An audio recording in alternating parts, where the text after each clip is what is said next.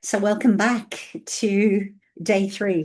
Today, we're really coming home to our hearts, to ourselves. And as I like to start, before anything, just arriving here, seeing each other,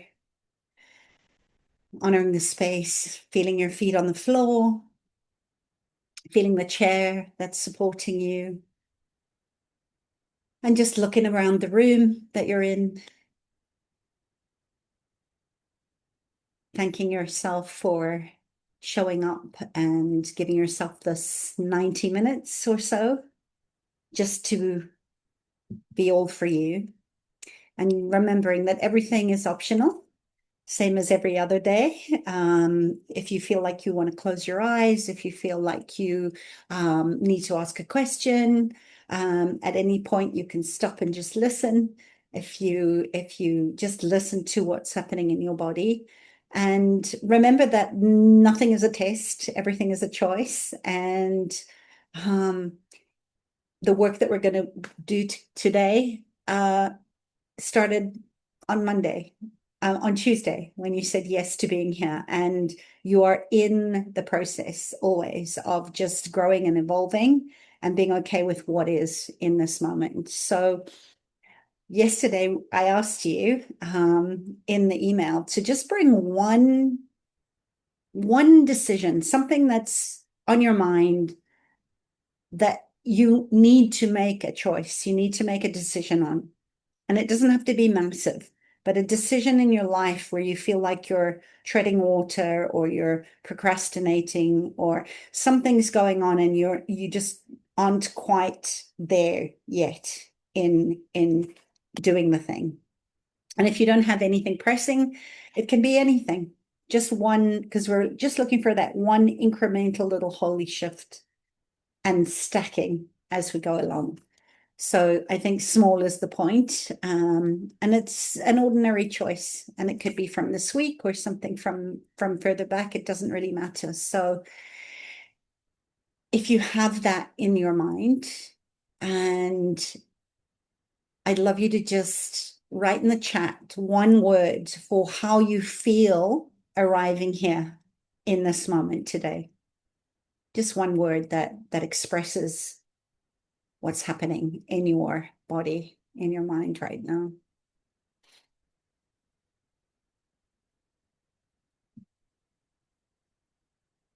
And you can just type that in the chat.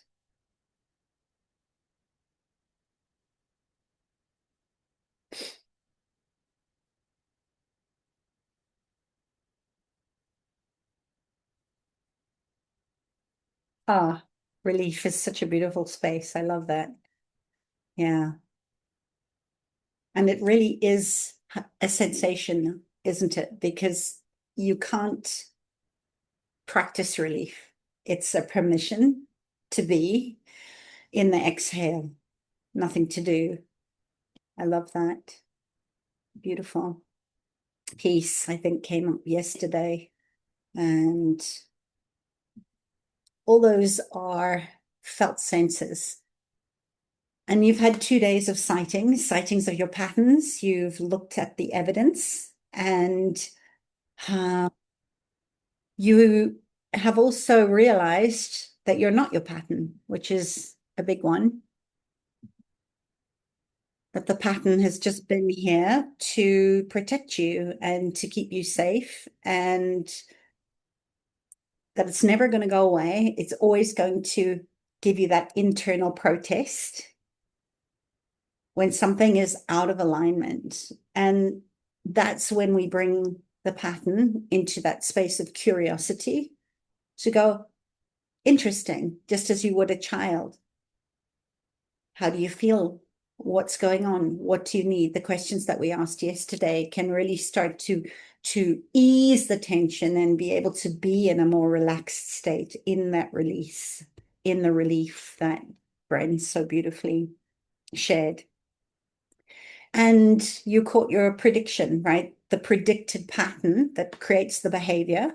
You felt what that felt like, and then you asked, what is this that I'm afraid of? What is this pattern or the behavior protecting me from?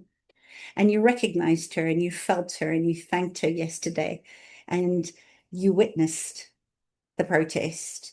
And that was all of you. You did that. So I want you to just acknowledge that the willingness to go there is the beginning of having more peace and more ease and more connection, not just with your body, but with the collective, with the people in your lives. So day one was I can see the pattern. Yesterday was I understand with compassion that she was doing a really, really good job. And today we're going to get to experience the question of, can I experience another way of choosing? And I love the cat whisking across the screen.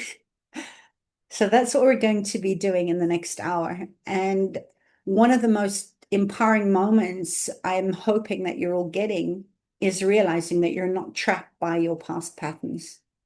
They don't have to dictate your future. And awareness really creates that possibility for change. So today I want to speak to what we briefly touched on yesterday, which is these three energy centers that we have running down our divine line, our electrical being, our support system, which runs on the back and the front and the sides of the spine, and hold all our body wisdom and our intelligence. And they are going to get to be heard today, because this is now going a layer deeper to the part that actually moves you into the pattern. And when these three are in alignment, when they're working together, then we have the coherence, the peace, the relief, the relaxation in the body that doesn't come from force. So your head is the one you know really, really well. The first one is the head brain. And we know that it thinks that it's good at problem solving and strategies and moving us, and headstrong comes to mind. Where we were little, maybe we were made wrong for saying, oh, you're so stubborn, you're so headstrong, can't you just relax a little bit?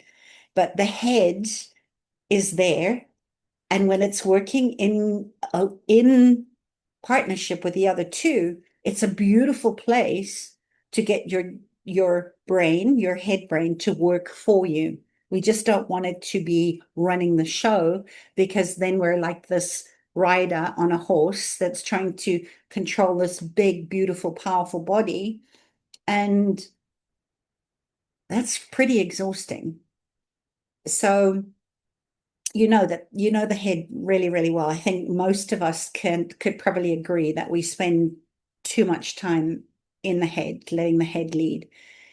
And we know that it holds memory. It holds the facts and the context and the options and the consequences so that it can come up with the strategy. But your head is also not the enemy. None of them are, because we know that they're working for us, but they've just become imbalanced in their demand, which the head can be very demanding, very mean, very unkind, because the brain thinks my life depends on this. So they all take control or lead you into the patterns that then dictate what behavior, right, action you take based on the thing we all know very well, which is there's something to be afraid of. And even in our languaging, when we heard as children, oh, just you've got to be careful, gave us the feedback that there was something to be very afraid of. Whereas when we say be aware, there's a curiosity to it. So anytime you feel that, it's also a really good place to look at slowing it down and getting very curious about who that voice belongs to, because the voices in your head are often not yours, right? They're other people's voices, especially the judgmental ones. So we know that thinking is not automatically protection, and that we can't run a business or a family without it. So yes, it's one intelligence, but it was never meant to be the only one in charge, because we have this full body experience that is head, heart, gut, and soul. So where do you experience your head right now when you think about how it's driving this decision that you came into today's session wanting to get resolve or relief from? If you think about that thing that you wrote down or the thing you brought in with you today, what is your head telling you that you need to do without censoring it? And maybe you could rest your hand on your head and just notice this thinking space.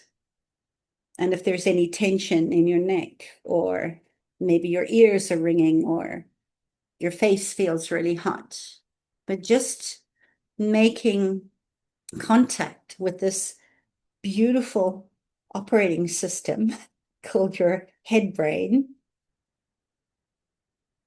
that is running millions and millions of bits of information and filtering them through your own life experience all the time. I think it's 40 or 50,000 a second. So what we are actually receiving as an antenna, but the signal is based on what you're thinking from an experience in the past that your brain is now trying to filter. How do I respond to this? So just notice that thinking space and write down what that brain, the head brain, thinks you should do. And this would be your pusher, your head tripper, your bully.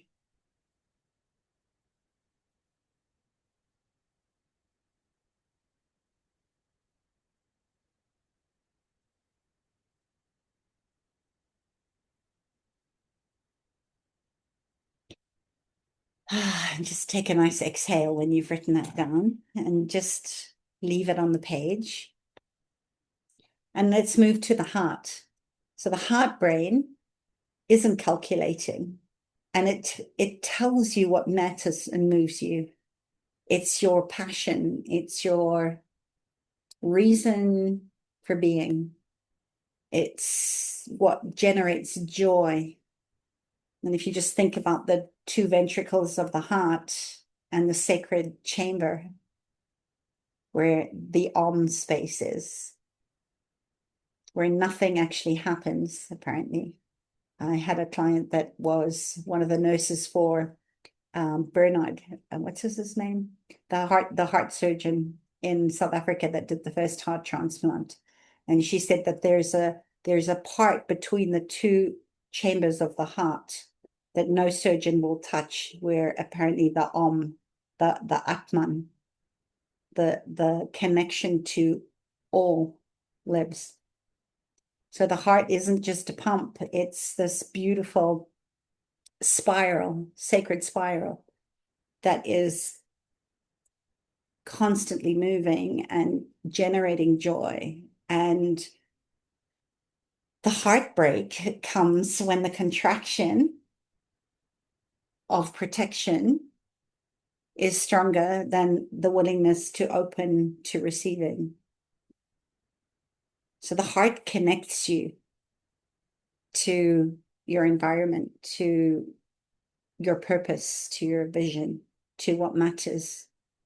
And it's also where you value, what your values are in life, what is honest and keeps you in integrity, and it's vulnerability. So what something means to you, and the heart may speak through feeling and meaning making and connection, or a sense of that opening up our hands to receive, and the closing to protect or to be held. So it doesn't always have the whole answer, but its role is to tell you what matters. So when the heart is contained, Remember that analogy or that visual I gave you of the heart when you're heart led, which I think most of you are. Most of my clients are very much in the heart. This is where they have so much to give, but they can't tell somebody what it is that they're giving in context to work, especially. It's just like, I do this because it moves me, but I don't know where I'm moving to. So when the heart is confused, our message is confused.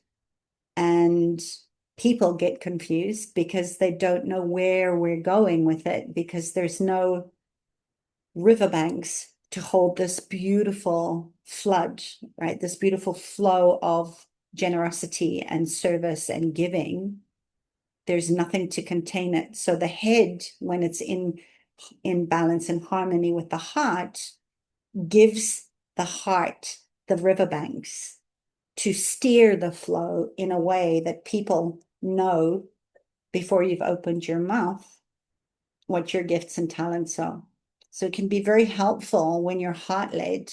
You never close a sale, or you don't know how to ask for what you want when the heart is out of balance, because there's this part that is afraid of being seen or being received and what it would mean, because it's meaning making in the mattering, that if I don't matter enough, I have no worth. So this is where our airhead can often show up, right? The ether of the dreamer of, oh, I just want to help everybody. I just want to save the world. I just want to save the animals. But she has no direction in order to do that, because all these ideas are scattering out all over the place. And as much as we need to know it, its role, the heart's role, is to tell you what matters.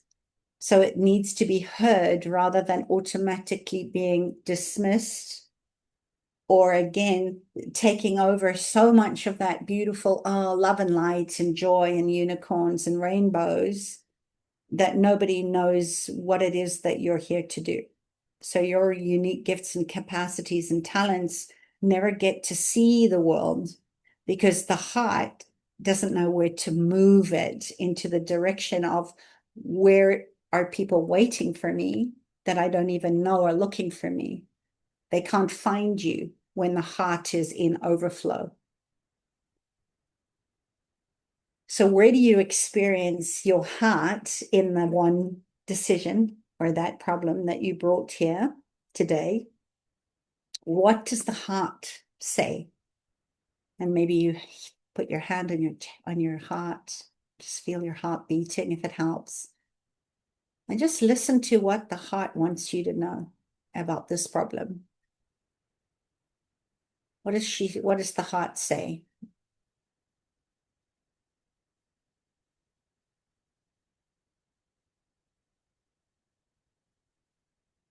And just notice what's there. We're not changing it, we're just witnessing, listening, tuning into the heart.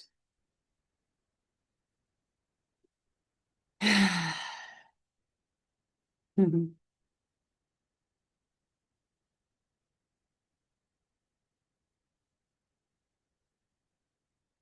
It's such a beautiful place to activate what matters from a place of joy. And oftentimes, when we're pushing from the head, the heart doesn't get to be heard. And then we forget why we wanted to do what we're doing for resources, for money, for in service. We lose our joy, right? The fire goes out because the heart has put the fire out by letting the head or the gut lead. So I'm interested to know, when you noticed what the heart had to say, how that feels in your body to really listen to what matters to your heart, to be heart-led, to acknowledge your joy, and also where you have withheld joy from yourself. And perhaps you were told you were too sensitive as a child, that you needed to swallow a cup of cement and toughen up and harden up. So we close the heart to protect ourselves. So we never ask for what we need. So this is the lone wolf. This is the overdriver, the overthinker. You can see all the patterns in this. This is the head tripper as well. She says, or the pusher that just says, well, I'll just do it all by myself. I won't ask for help, because not being received is too painful. So I'll just do it by myself. Or the dreamer just becomes so numbed out that she loses her desire because the joy has leaked out because there were no riverbanks. And I love that, the quote, I don't know who said it, but that an open heart is its own protection. I think that's so beautiful. Because we think if we just close our hearts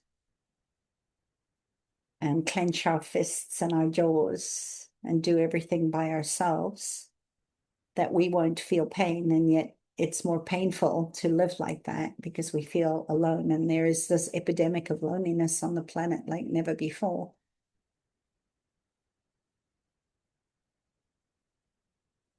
So have you all got your word from the heart? Okay. And the third one, most of you have probably not consulted your gut brain or the Hara, the will center, for a long time. And I love this part of this, as we spoke about yesterday. This is the first brain that develops in utero, because its felt sense is intuition. It's trusting that I'm going to be nurtured, that I'm going to have the sweetness of life through the umbilical cord. It's the connection to the world, to another. And it's very much because of where it is, it's solar plexus energy. So it's being in truth, in honesty, in how am I digesting my life? So a lot of spleen, stomach issues, anything in the digestive system, because it's on the Hara, often comes from not listening to your gut. And I love the metaphors that we use, that we smell a rat, or the heart. There's so many metaphors, aren't there, especially for the gut. It's just like, I didn't trust my gut is such a common one. And it's not that we didn't, it's that we couldn't hear the gut brain because one of the others, probably the head, overrode you listening to that intuitive sense that something is off here. So how we digest our life, if we're not digesting our life, the Hara starts to give us symptoms of being out of balance, of being out of ease with indigestion, or upset tummies, right? Where the bottom is literally falling out of our lives when we have diarrhea, or constipation, or where we're holding so tightly because we need to control. And this is where our will comes from. This is determination. It comes from the Hara. It comes from the gut brain. So when we're leading, we're letting the head brain lead. We're not engaging the will, the willingness to listen to our intuition and lead from a real sense of knowing with the direction of what matters from the heart brain. So you can see how all of these three centers need each other. And if the gut isn't there, giving the will the direction, the readiness, the resistance becomes the thing that holds us back, right? The not digesting of life. And this is the one, if any of you do human design, I love to use human design and the gene keys and all these other ways of understanding and knowing myself better and my clients. But if you have a splenic center, if you're a generator, which I know, which I am, if I don't have someone to respond to, like your beautiful faces on this experience that we're having together, I can't respond. I have to wait before I can respond. So if there is nothing to respond to, the fire in the heart goes out because the connection is missing. So the sound of the gut is very much a body yes and a body no, which is often why we put our hand on our navel, because that again is the connection to mother energy. It's the connection to all of consciousness. And it's the sort of direct portal, so to speak, to our trusting our intuition, of trusting our psychic capacity, our inner knowing. And it's a grounded yes or it's a grounded no. And the sound that it makes for me is it's either a uh-huh, uh-huh, uh-huh, we're going, or it's a uh-uh. It's a uh-uh, or it's a uh-uh. Uh-huh, or uh-uh. And we often, if you notice, you probably will notice that we do make these kind of sounds, but we don't pay attention to them before the actual noun, the words come out. So I encourage you to listen to the uh-uh or the uh-huh.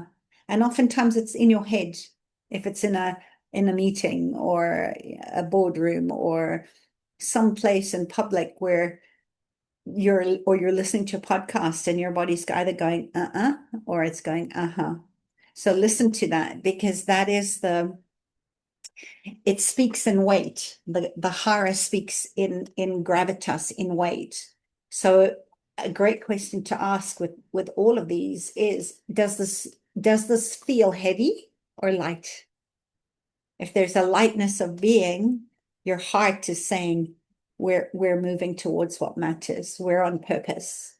And that fire engages the head because the gut has given you a full body. Uh-huh. Does that make sense? Isn't it beautiful? I find it so beautiful. And a question for all three of these energetics, once you catch the pattern in play, and you will know, is you will be thinking about it, or you'll be feeling upset or hurt, right, from the heart, or you'll feel the clench in your stomach, or the I don't want to change this. It's a body no. So listen for that, because your Hara's input doesn't have to be right. It just needs to be heard, just like the others. So when you think about your gut and you maybe want to put your hand on your belly, ask your gut, your Hara, your solar plexus, about this problem that you're having or that you'd like resolution with. And it may be quiet. It might give you I don't want to engage. And that's good too. That counts. But just ask your gut brain, what would it do in this situation if it was leading?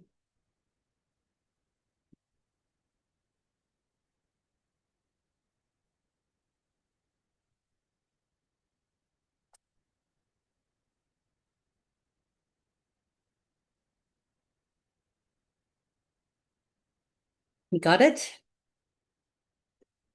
You need a little bit more time.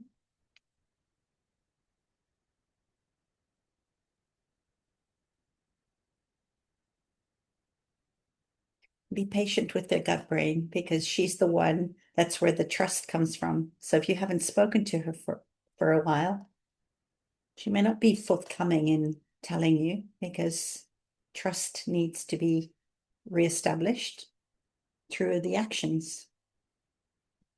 So nothing also counts there. You don't need to force anything. Just whatever pops in your mind is exactly what the gut wants to say.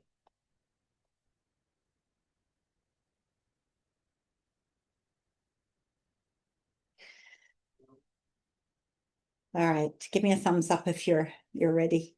If you're done with that. Okay.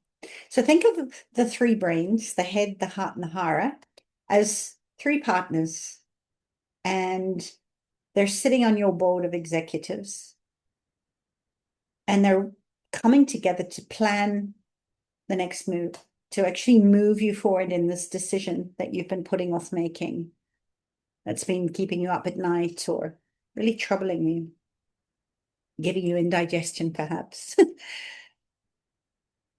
And there are three really intelligent voices at the table, because you've seen that each one of them has their own point of view of how they would want you to move towards sorting this thing out, of getting some resolve or relief. And when protection takes over, which is what each one of them are trying to do to keep you safe, notice how the answers that you got from each one of them, they've used exactly the strategy that makes you that is going to make you feel the safest. Whether you push or whether you're a pusher or you're a head tripper or you're the dreamer. And I'd be curious to know if your three instructions from the head, the heart, and the hara make sense when you read them together in a string of 3 words, or if they're conflicting in nature. You can write that in the chat if you would like, but just get curious about that, because most of the time they're not working together. But a lot of you've done a lot of work, so be willing to be surprised if they're actually in agreement on some energetic level. It might not look that way, but they're all trying to get you to the same place, which is more freedom, more ease, more peace, more joy in your life. But most of the time, they're in conflict. And coherence in being in alignment, it's not silencing that protection that they're giving you. It's giving your head, your heart, and your hara their seats back at the table, so that the whole of you can be expressed and moved in whatever choice and decision you're making, instead of them fighting each other and fighting for power. I love it when I think about them literally as three beings in my life, and there's this internal battle going on between them, which is why the belief is partnerships never work, right? Because they're never in agreement, or at least that's been my experience. Because each one of these characters is bringing their own experiences and hurts and pains and past stories into the present play. So now I want you to notice or witness what the fear of getting it wrong or losing control or whatever came up for you in the words, in the instructions that protective part gave you in regards to the decision that you need to make. Is what is that part afraid of? So if it was the pushing, that you need to make this decision now, and it's really urgent, and the more you think about it, the more fear takes over, and the more it's just like, oh, just tell me what to do, I just want relief. And then we go and we do that thing, and then we regret it later, because we wanted the instant gratification of relief, because the pressure just builds up and builds up and builds up, doesn't it? And it just becomes unbearable. And it's just like, oh, just get me out of here already. And it's to decide now, you got to move, hurry up already. You're taking too long. It's so much pressure. And any answer is better than staying in the not knowing because you want the relief from that pressure that's building and building and building like a pressure cooker inside of you. And I recognize that one a lot in my life is it's just like how much more? It's just so much. And then I regret that I didn't wait and listen. And maybe you can relate to that too. And if you are in the thinking, right, the head brain is leading it. That decision often becomes the next research project, right? I need to gather more information. I need to get all my facts in line, and I love it because it's like, oh my gosh, I'm cute. I'm not so bright. Cute, not bright in this situation because the light goes off because it's like it becomes another project, another task, like we were talking about, where healing, being on the path of growth and evolution, where the healing or the next thing becomes a project, right? And then we lose the heart of what matters or why we started to explore it in the first place. So it becomes another place of comparison, comparing your insides to someone else's outsides, and it's the imposter syndrome.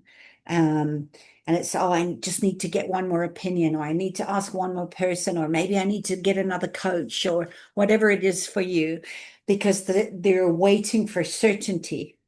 And this one can be, I think they're all as infuriating as each other. And I can see myself, and maybe you can too, in a situation of it's just like that waiting for certainty is you lose trust in yourself and what you know and your innate intelligence because you give your power over to someone else.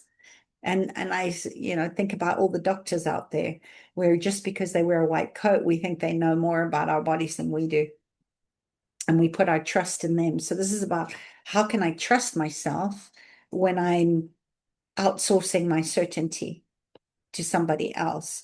And this is that pattern of certainty. I need the certainty before I move, before I make this decision, except certainty never comes. And if your system's the dreamer, the airhead, the one that's pretending the world is all fine when it's not, or it's okay, it's the appeaser, the fauna that's saying, oh, you don't really have a problem.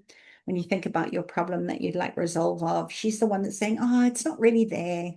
What are you're making a big fuss about? She said, just forget about it. They didn't mean it. So she'll make all these excuses as to why it was okay that perhaps you said no and a boundary was violated, or you weren't heard in a place where it actually mattered, and that person didn't realize because you didn't speak up in your truth and say, actually, that's not okay.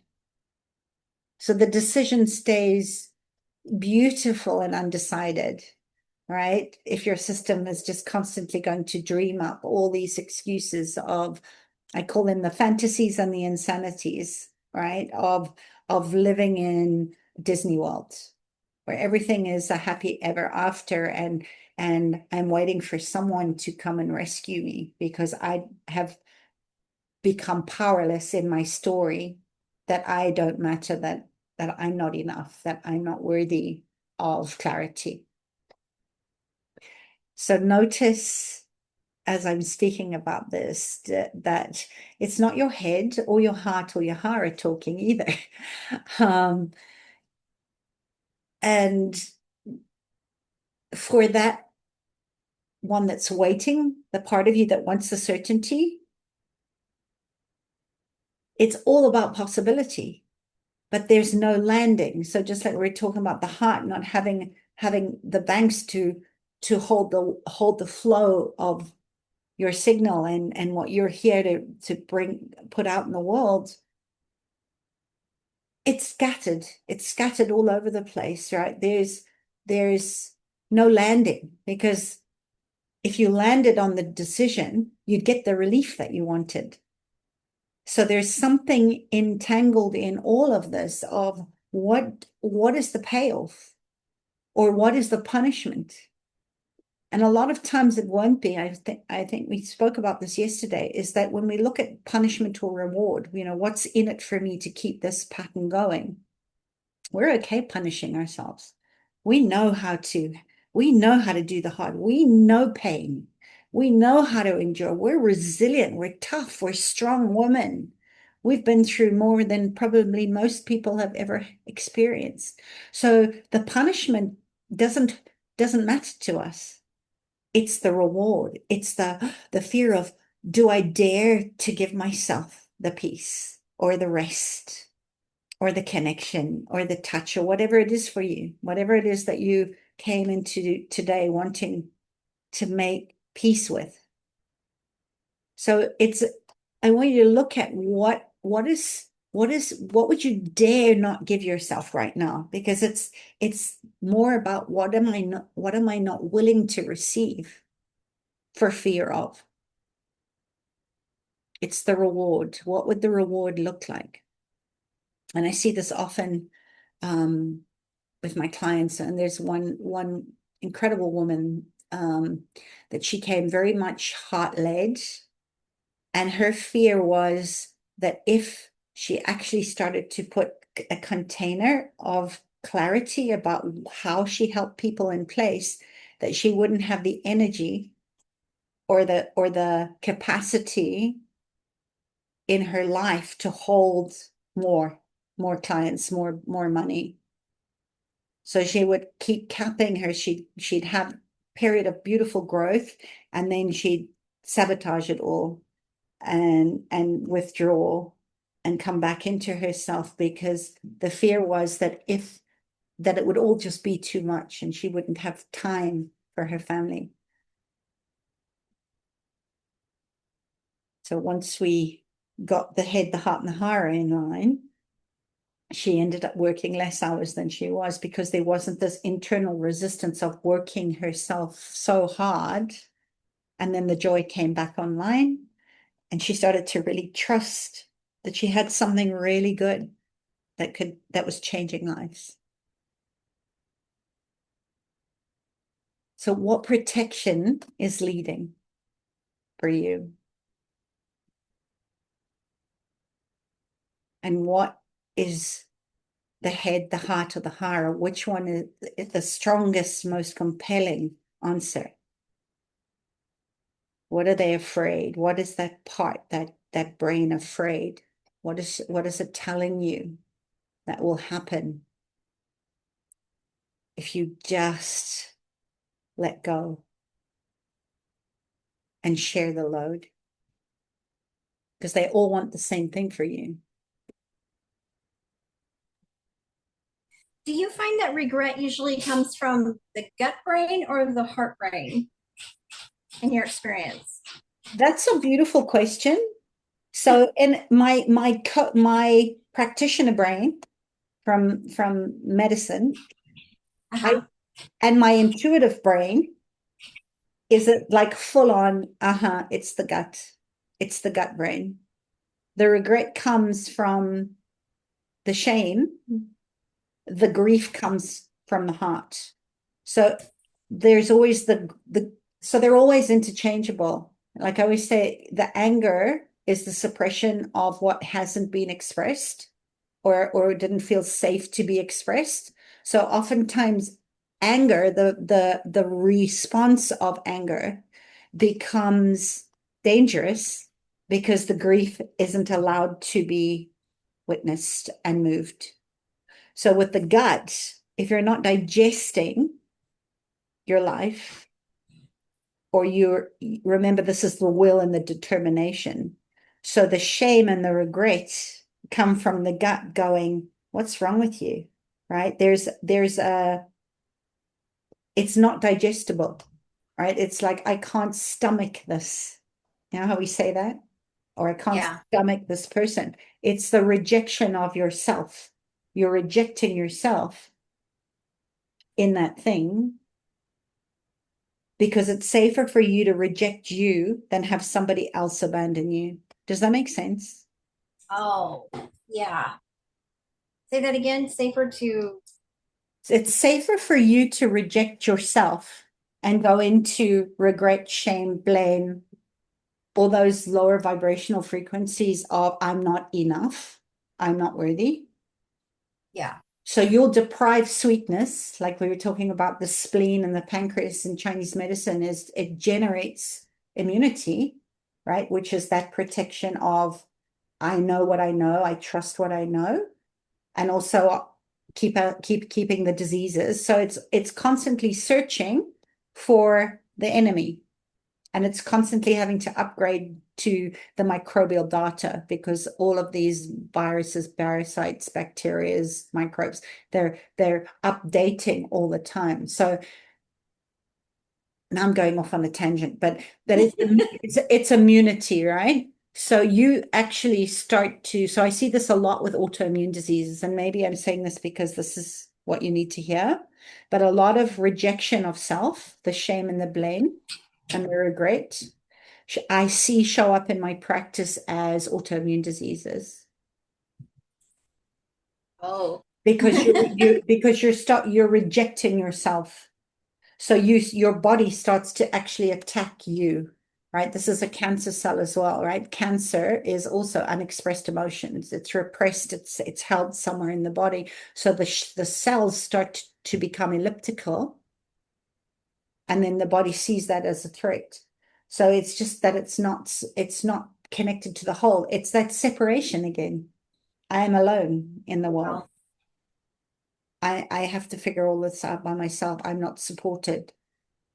Does that help answer Yeah. the question? Yeah. Yeah, it's a great question. Yeah. So yeah, I mean, if you're feeling it in the gut, that would be the shame. And if you think about when we're shamed as children, what happens? We go in on ourselves, we turn inward. And then when it starts to become a pattern of protection, the behavior is always eyes down, right? I'm alone, I'm Yeah. invisible. And it is a turning in on oneself that then becomes dis-ease in the physical body. But at least that's how I see it. So it's So really, that's like harder to make decisions then because you're still in the shame regret stage that you're not seeing the clearer to make the decision. yeah, yeah, and you can't. So now I'm going to get a bit nerdy if you want me to. Yeah. It's kind of outside of what the pattern break is about, but everything is connected to everything, and I love where you're going with this. So you talked about indecision, like the Mm-hmm. inability to make a decision. You're not, you and I hear you're damned if you do and you're damned if you don't. No matter what Yes. choice you make, it's going to be the wrong one. Yes. Somebody, and it's not that you're going to get hurt, it's the fear of I'm going to hurt somebody. Somebody else will be affected with it because you've disowned that part of yourself anyway. You don't matter. So that to me is more gallbladder, liver. And again, if you sort of think about gut brain, what encompasses the belly? You've got your liver on the left and you've got your spleen and your pancreas on the right. So that whole belly area is holding all your vital organs. But in Chinese medicine, when the gallbladder is out of balance, it's either, and we always talk about you're either over or you're under functioning. So it's always about how do I bring this organ back into balance or into coherence, which we're talking about head, heart, Hara. Yeah. So gallbladder and liver, the liver is like the general, right? He's the one that gives the orders. Without the liver, no, you got an army that doesn't know what to do, right? They, Yeah. they don't know what they're doing. So if the general isn't together, he hasn't got his shit together, nothing works because the communication needs to be very, very clear so that every body, every organ, endocrine body part, every cell needs to know what their job is. So I talk a lot about the consciousness of the body parts. And the gallbladder, again, if we go back to the metaphors, And if you just think physiologically what the gallbladder does, it's a holding space for bile. It's temporary, right? The liver is deep, it's yin. The gallbladder is more yang. It's the feminine aspect. It just holds very much like the masculine feminine, right? In Kabbalah, we talk about the light.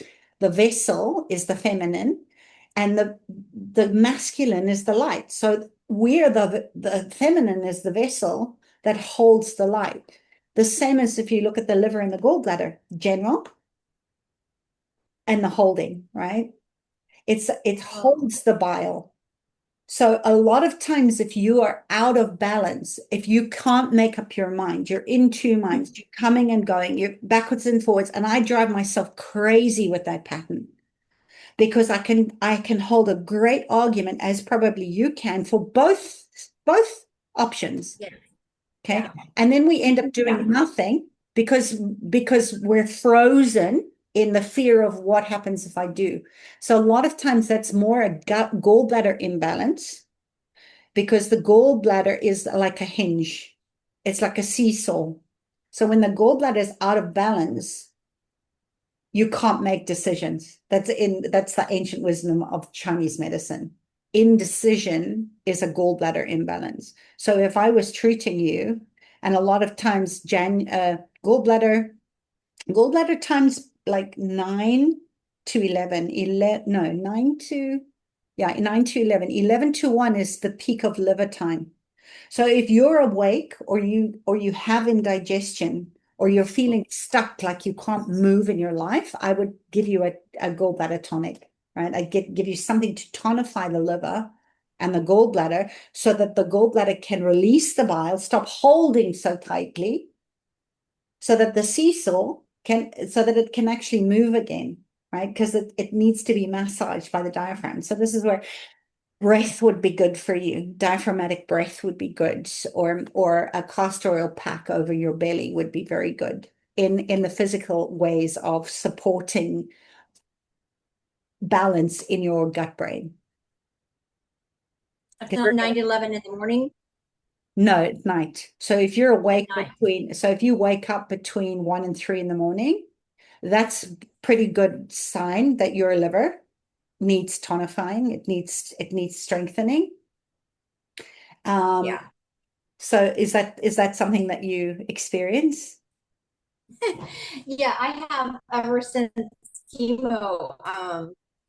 I've had fatty liver and I don't have my gallbladder anymore. Right. And the Okay. scans show that I dump bile too fast, which Yes. is Yeah. a Okay. different call. But anyway, yeah, I No, no, dump I bile totally too get it. And fast. yeah, and I would love to go deeper and support you with that because I know a lot about that. But also it's governed by the wood element. So I'll leave you with this. It's governed by the wood element. And if you think about everything Okay. being a feeding cycle, so like I've been taking you through a feeding cycle of the patterns that each feeds on itself, and now we're working head half. Yeah. Yeah, everything needs to feed each other, right? We're all working together. In Chinese medicine, we talk about the five elements. So with the wood needs to be watered. So if you don't water your wood, this is acid reflux. This is no holding, indecision, scattered thoughts. You don't know where you're going. It's all of that stuff, and it Yes. also governs tendons and ligaments. Right. It's also the thymus gland is part of that. It's also governed by the wood. So all of those aspects are related to the wood element. And I know for me, when I was unable to express anger because my father was raging alcoholic, so for me, anger was dangerous. I was terrified of losing my temper. So I would be the fawner, the one that would always make peace, the funny one. I'd always be Yeah. making jokes to try and diffuse the tension because I literally couldn't hold it. My mom used to tell me that when I was 4 or 5, I used to literally buy chunks out of the drinking glasses on the dining room table. There was so much tea. I know you were talking about the tension in the TMJs. Yeah. I think that was Amy that she was holding a lot in the jaw. But Uh-huh. On the but first day, yeah, yeah. yeah. So anger is the natural emotion, the healthy emotion of the wood elements. So liver and so if you were never allowed to express anger in a healthy way, and anger is dangerous for you, no wonder you had your Yeah. gallbladder out, right? No wonder, of course. Of course it would come out because, my mom also has none. What did she used to do? Grind her teeth, bite her tongue. She was always clenching, holding her breath. And we learned that was the way that you dealt with keeping yourself safe with a volatile, raging alcoholic. So, Yeah. and she has no gallbladder either. But even though you don't have the physical organ, the energetic holding space is still there. So yes, your Oh, physical organs would have moved around a little bit, but the meridians and all the gallbladder and liver meridians, they're still working. You have secondary meridians too. So even though the physical organ, I work a lot with this. I think anger and the liver gallbladder pretty much come up in every single body talk session I do for people because we have learned to not express our anger in a healthy way. We're all yes. living, we're living that's where you see the dangerous, right? The pathological side of anger is rage. That's why you see road rage and strangers, hurling abuse at you when you're walking your dog. There's so much unexpressed anger, and under the anger is the grief. So I'd love to work deeper with you on some of that because your body can balance it. And maybe just what we've done over the last 3 days, you're already starting to move some of this through you. So sorry, I digressed a little bit. I apologize to the rest of you. Um, Actually, I don't. I'm not going to say sorry because I think what comes up is often what we all need to hear. So thank you for bringing that up. I hope that helps because we started with the shame. Yeah. We started with the guilt and the shame in the body. And Hmm. and you've moved to a place of, well, no wonder. Of course I couldn't make a decision. It was never safe for me to choose, Right. right? It's And dangerous. is So just to is be gut brain part of type A personality people, or is that totally different? um that's deeper than this conversation, but I'm so glad you brought Okay. it up because I would like to address it. Can we talk about that at the end when we go into questions? Yes. And I'd love to Perfect. go deeper with that, but I just want to kind of come full circle. We're Yes. almost there. But yeah, because it's a yes and on that one. Okay. Yeah, yeah, Thank you. yeah, no problem. I hope that was helpful. Yeah. So where were we? Yeah, so you've noticed that you have these three energy centers and they're all competing to get the right answer so that you don't get abandoned or rejected or made wrong or shamed or disappoint anybody. So all of them are in conflicting degrees of how are we going to keep Bren or Tatiana or Amy, or how are we going to keep her safe, right? They all want the same thing. So I want to guide you through a little experiment, probably about 10 minutes, and then we'll open up for more questions because these are so beautiful. And that's what I love to do is I really want to support you in moving some of this and coming to some clarity on this question that you brought through today. But let's just play with the energy a little bit. So again, optional, whether you want to keep your eyes open or closed. And remember that if anything is too much, you can stop at any point. So just again, feeling your feet on the floor so that your body knows where the ground is, feeling the chair holding you. And I want you to just take 3 breaths, not deep or shallow, just whatever is most comfortable for you. But each exhale going a little bit lower into your belly than the last one. So breathing in through your nose, feeling your chest expand, activating your head, your heart, and pushing it back down into the belly. And letting it out with an ah.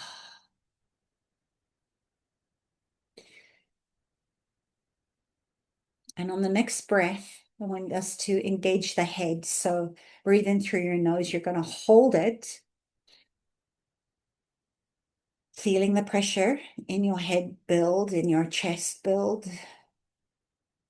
holding it. And I want you to sip a little bit more air in and a little bit more until you feel like you're going to explode. Just keep sipping in more and more air. And when you feel like you can't hold it anymore, pushing it down through the gut, out through your sits bones, just letting it all go.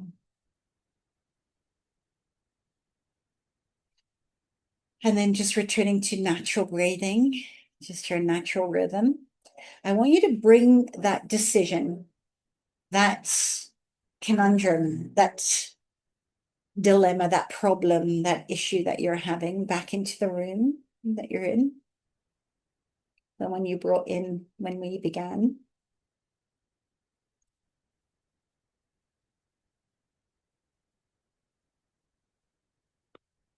And I want you to measure it on a scale of 1 to 10, 10 being extremely urgent, like, oh my God, I can't hold this anymore, like your breath that you just took. And 1 being, I'm okay. I've already moved it. We're good. And just give it a number. Whatever you brought in today, maybe it was as simple as an email that you've been putting off sending, conversation that you need to have with someone, whether to say yes to a party or an invitation to go somewhere or a no. So it's not a big thing, nothing medical or legal, no investment advice, just something that we can stack on today that's small and real. And I want you to see it in front of you and just set it down. Whether if you wrote it on a piece of paper, just gaze at that piece of paper where you wrote whatever you wrote on your piece of paper, just witnessing it. Nothing to solve, nothing to prove, nothing to hide, nothing to hold. Just to go, oh, there you are. Yes, I'd like to get some resolve, or actually, I'm okay with you being there for now. Nothing is urgent. Nobody's going to die. And as you look at that question that you asked,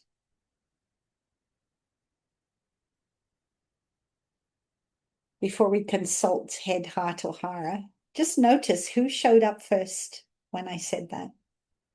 Who stepped in to solve the problem?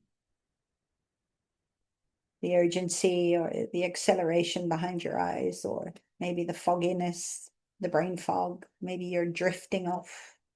Maybe you're bracing. Maybe you're holding your breath or shutting down. Just notice who showed up, because she's here, because she knows that there's a decision on the table, and decisions are exactly where she works.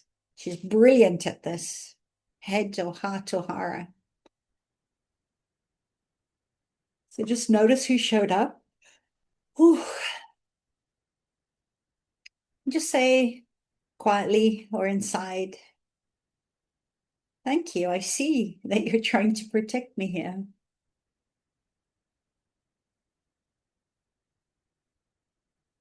And I want you to bring your attention up behind your eyes into that thinking space. So if your eyes are closed, just pull your eyeballs up to the top of your head, to that pineal gland, the crown chakra. Pull as hard as you can until your eyeballs are aching.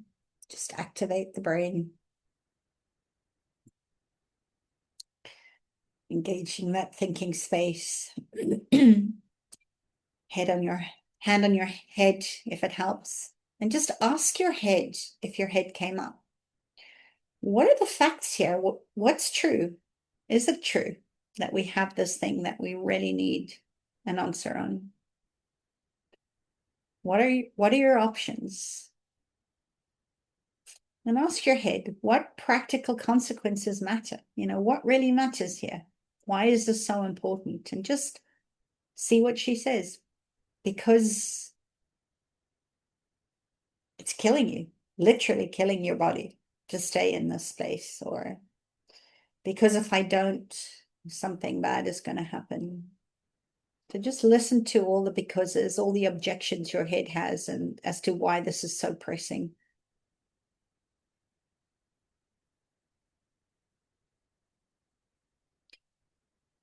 And if it was your heart, ask her the same question. And if it was your gut brain, again, just asking, is it true that this is a problem?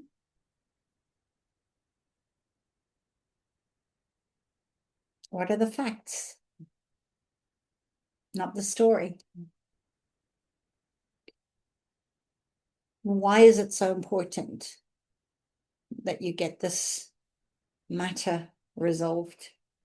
What's the worst thing that could happen?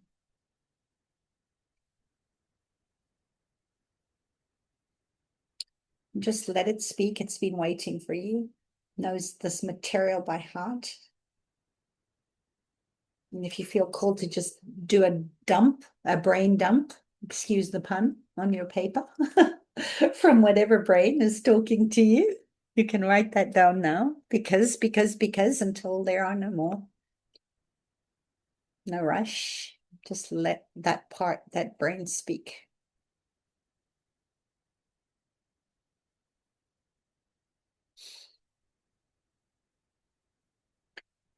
And you'll notice that each brain has a different intelligence, a different thing that matters.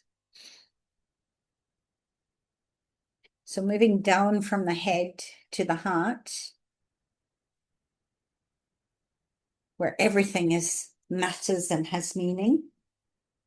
Ask your heart, what's important here? What really matters to you? Why is this so important?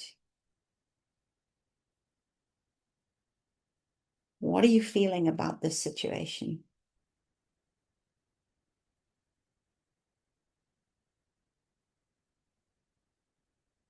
What is uncertain here that if you don't sort this out, your heart will break, or someone will leave? Whatever it is, listen to the heart.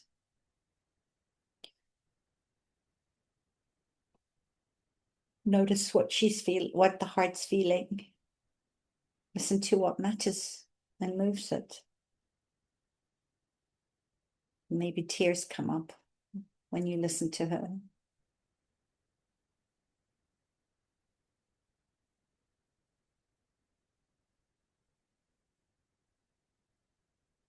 And remember, the heart is all about temperature, right? This is warmth or dread. So what's the dread? What's the fear? Did your heart skip a beat when you asked? Is it opening or is it closing? Just listen to what matters to the heart. And when you're ready, just thank her, thank the heart, because it's been telling you what matters for a long time, quietly. But you weren't able to listen because you were more concerned about what other people needed from you. The matters of the heart, you put what matters to you aside, maybe for decades, to grow the family or do the job or look after your team, care for everybody else, and you don't even know what matters to you anymore. You don't even know what you want.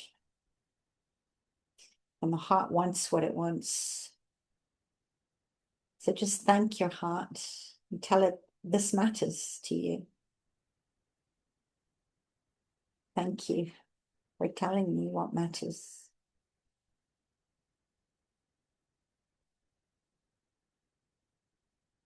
Oh, and now let your attention drop all the way down. Maybe Give yourself a nice belly hug. Maybe do a Buddha belly rub over your navel. And just connect to the deep center of your belly, to your umbilicus that gives you life and connects you energetically to every other living, breathing being on the planet.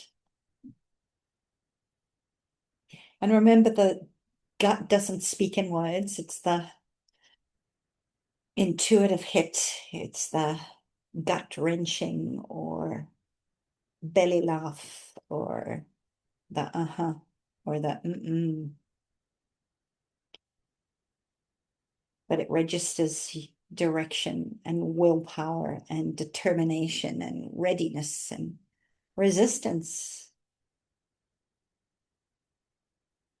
It's about sweetness in life, bringing sweetness into your life, or digesting everything,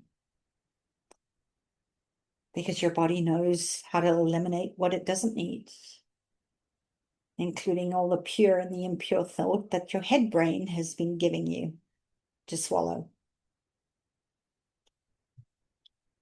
And when you're ready, ask the gut brain,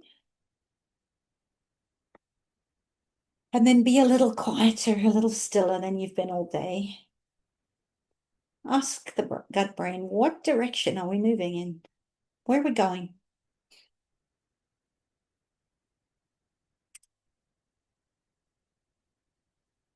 What's holding you back? Or are we ready? Are we ready to go?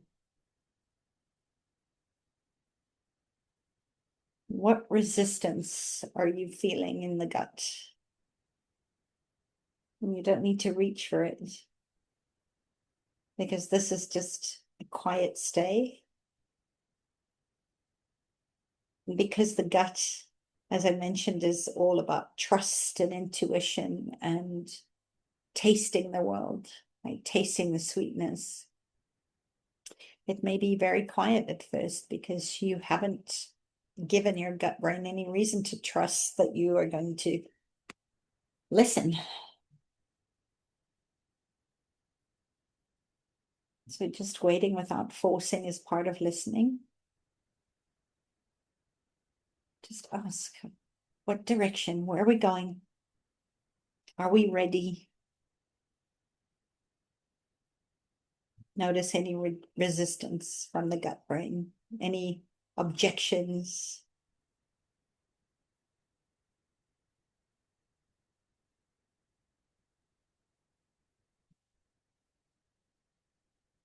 And whatever came, whether it felt like a lightness or a heaviness, a weight, or a uh-huh, a leaning or nothing at all, just receive it. Just wants you to listen. And now gently hold all three at once, if that's possible. Oh, what your head knows, what your heart feels, what your Hara intuits. None of them have to agree yet. This is not a win or lose situation. Just let them be inhabiting the same beautiful body room of yours. Maybe for the first time in years, where they're not opposing positions. And as you breathe life along the divine line, from the head to the heart to the gut, down to your feet and back up again.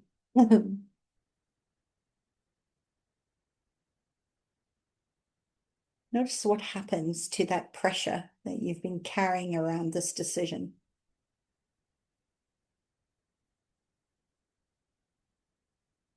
What's become clearer now that all three of your brains have been witnessed and heard and thanked for their point of view?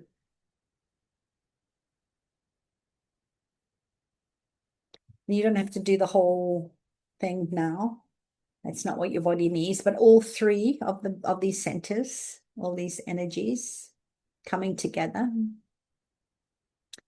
are going to take one small step towards that problem that they've all been giving you honest opinion about.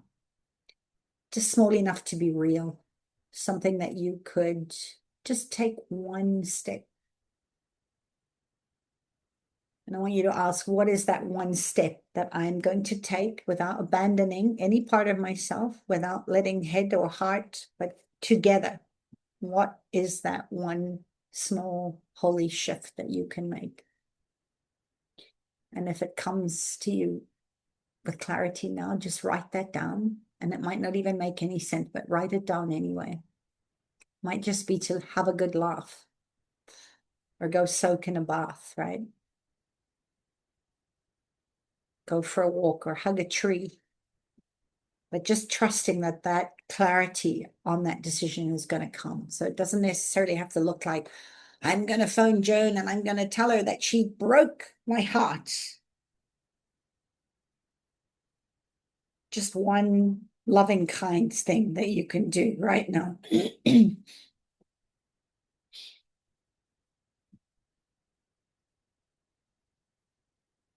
And when you're ready, just come back all the way, wiggle your fingers and toes, take a look around the room, let your eyes land on something ordinary, maybe the word or the direction, the instruction that you got from your 3 energy centers.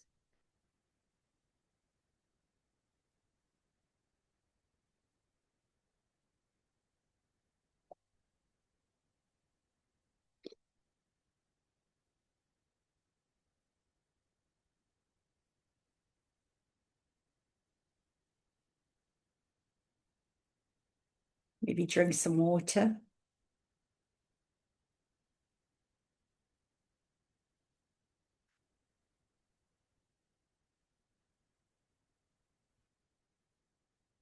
So there you go. Today you had a conversation with your 3 very important brains in your body, maybe for the first time in a long time. I want to just honor what you have done over the last 3 days, recognizing the protection, naming your pattern, seeing where she lives in your body, and also having compassion that, wow, she's done a really, really good job. But it's time for her to let go of the grip, take her foot off the brake and the accelerator, get in the passenger seat, enjoy the ride. Because she's not doing this on her own anymore. They're all working for you.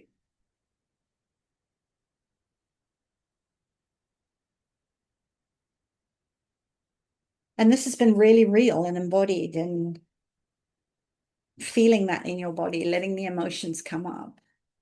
I hope that you can see that we don't need an answer. We don't need to solve anything. All we have to do is be present enough to listen to the instructions from the divine, the creator, the source, the body, and the mind. And in this space, I'm wondering if your nervous system got to relax a little bit, because of course it's running through every organ, endocrine, body part. It's the nervous system through the vagus nerve is everywhere. The wandering nerve, and how quickly it is for us to wander from head to heart to brain, from one pattern to the other. And that one experience is not the same as an embodied capacity. So your nervous system has learned the way that it has always learned, through repetition, through safe practice, through lived experience, through gathering data, right? Gathering proof again and again and again, until this new thing is no longer an exception. And that's the practice of starting with one little thing, because you don't need more information piled on top of you. You've had years of that and overload right now with everything in the world. So what our nervous system needs is a place to practice without going back to by force, right? Where the pusher or the head tripper or the dreamer has to show it come up, and then the behavior starts and the pattern continues. So just know that this, what you've done today, is really, for me, the real definition of self-trust. It's not a confident, it's not certainty, it's I'll stay, I'll listen, I'll repair, I'll integrate. I'm not abandoning myself because I am safe and I am amazing. And you don't have to believe it. I mean, but look at your last 3 days. You know, you stayed when it got tender, you listened to all three of your brains, you've repaired every time you've thanked her instead of fighting that part. And you haven't abandoned yourself. And that's not a promise, that's a track record. And you have 3 days of that, and it's all yours. So I hope that you continue to remember that you're not your pattern, and the importance of coherence, the importance of giving yourself a voice through whatever part wants to speak to you, but particularly through head, heart, and gut brain. And that the more you experience moving toward that thing that's been terrifying, or it brings up fear or pain for you, you're going to start changing that state. So there'll be more relaxation and more relief and more joy and more of all the good stuff that you haven't been willing to give yourself, because punishment is familiar. That's the certainty. You know how to deal with pain. And the repeated lived experiences are going to teach your nervous system that this is no longer an exception, that you're being what you're doing and what you're saying in the world. And it's a beautiful way that you know how to live. You've just forgotten because life did life. And that's what the Coherence Collective is about. And it's a group program that I have created for women like us that are traveling in midlife and are going through iterations of transition and wanting a more simple life, a slower life, where we are listening to the heart and following that joy and that purpose that maybe got put aside because we did the right thing, right? What we thought was we had to do rather than what we wanted to do. And we're going to work on all of the stuff that we've touched on today, and we're going to go deeper into relationships and sexuality and visibility and the money stuff, which is my favorite place, and also building a business that lights you up and generates money, and how we can create different revenue streams and investing and all sorts of fun things. That's really going to be from me waiting for the response of what is required, what you want, but that we're all wanting the same things at the end of the day. So that interests you. I'm not going to go deep into the details of it, but just to know that is something that has been simmering and growing bigger and bigger to the point where I can't ignore it anymore. Um, so I'm would love for you to come in and join me in that. But really about just remembering, coming back, living from the heart. And yeah, you've done it. You've been there, done that, bought the t-shirt. We know how to make money. We know how to do the hard stuff.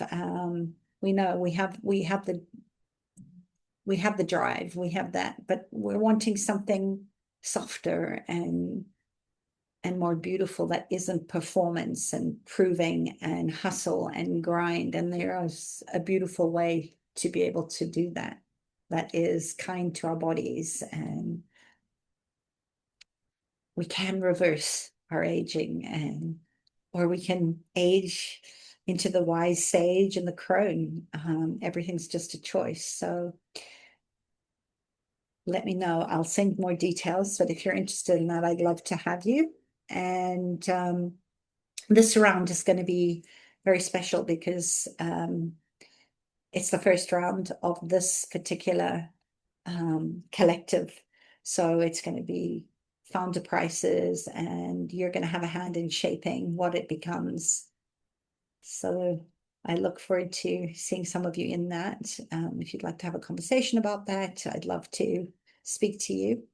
But for now, just feel what happens. If it's a full body or a full body I love you anyway. And I hope you got a had a beautiful experience. I've so loved being here with you and watching you all discover who you were underneath the patterns. And if you arrived here thinking something was wrong with you on day one, you're now leaving knowing that nothing is broken, nothing to fix. You were just protected. And now that you know the difference, life is beautiful, more beautiful than it was a minute ago. And I'm honored to have been able to share this with you. So on that note, I will open up for questions, but thank you all for being here. I really appreciate you all, honor you on your journeys.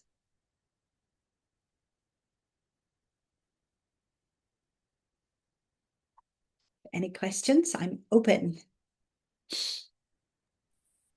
What did you call it? And then also, do you like, what is your background in that? I might have missed that yesterday. So Like, so you're medical too? yeah, so I have a background in, let me just stop the recording. Give me a second. So my background is in traditional